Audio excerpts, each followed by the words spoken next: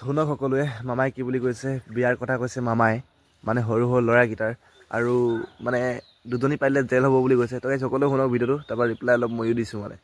এইবাৰ আমি অসমত সিদ্ধান্ত লৈছো, যি পুৰুষে এগৰাকীতকৈ বেছি মহিলাক বিয়া কৰায়, সি যি ধৰ্মৰে নহওক কিয় 7 বছৰ জেলত থাকিব লাগিব। এইবাৰ মানে অসমৰ মুখ্যমন্ত্ৰীয়ে ডিচিশ্যন ল'ব কোনে কেইজনী বিয়া পাতিব। তেওঁৰ কাম অকল সেইটোৱে, লোকৰ বিয়া পতা, এজনী বা দুজনী বা তিনিজনী পাতিলে হেনো 7 বছৰ দিন জেল দি দিব। কেলা এইটো মানে ৰাজনীতিৰ ওপৰত নহয়, এইটো বিয়া পতাৰ ওপৰত ওলাই গৈছে। এনেকুৱাই মানে ৰাজনীতি কৰিছে তেওঁ। চালা লোকে 10জনী বিয়া পাতিলেও কটা মানুহ নাই, কিন্তু তেওঁ ক'ব এবাৰ বিয়া পতা কথা। আৰু যে কি হ'ব অসমখন, এবাৰতো বিয়া পতা কথা ডিছকাশ্যন কৰিলে। এটা কাম কৰক, গোটেই মহিলা মাইকী মানুহসকলক আপুনিয়ে বিয়া পাতি লওক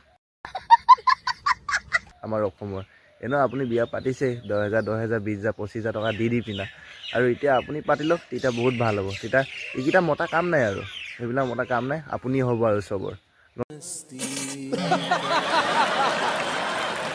এজনীয়ে আপোনাৰ ভৰি মালিচ কৰিব, এজনীয়ে কাণ মালিচ কৰিব, এজনীয়ে নাক মালিচ কৰিব, এজনীয়ে চব কৰি থাকিব মানে এইকেইজনীয়ে, গম পাইছে? এনেকৈ ইমান পাতি লওক।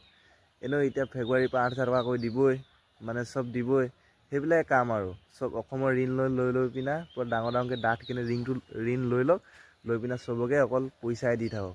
সেইটোৱে কাম কৰক আৰু এতিয়া অসমখন আকাশ চুবগৈ, তলত নোচোৱেগৈ আৰু, গম পাইছে?